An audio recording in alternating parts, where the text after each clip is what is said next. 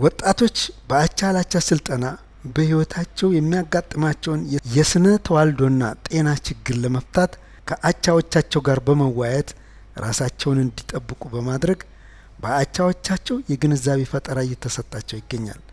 በኮምቦልቻ ከተማ በሚገኘው የኢንዱስትሪ ፓርክ ውስጥ የሚሰሩ ወጣቶች የዚህ ስልጠና ተቋዳሽ ናቸው። ስሜ ሀያት ይባላል።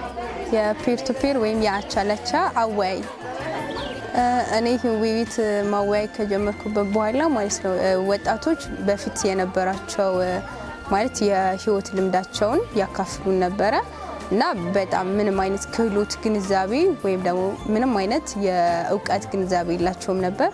ግን ይሄ የፒር ቱ ፒር ወይም የአቻላቻ ውይይት ከመጣ በኋላ ወጣቶች ራሳቸውን እንዲጠብቁ እነሱን ማልፈው ቤተሰቦቻቸውና ጓደኞቻቸውን መቀየር እንደሚችሉ የባህሪ ለውጥ እኔ በማወያያቸው ቡድኖች ላይ የባህሪ ለውጥ ማምጣታቸውን ያው ተገንዝቤያለሁ። ታሚራ ባላለው ምሰራው እዚሁ ትራይዋስ ነው። አቻላቻ ብዙ ነገር ማለት ተወያይተናል፣ ተማምረናል፣ ተምረናል።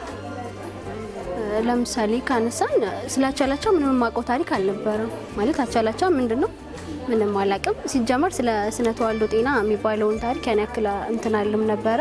ዜን ምንድነው ወደ ስልጠናው ወደ መወያየት ከገባውኝ በኋላ ስለ አቻላቻ ስለ ስነ ተዋልዶ ምናምን ተማርን ማለት ነው። ለውጥ ብዙ ለውጥ አለ።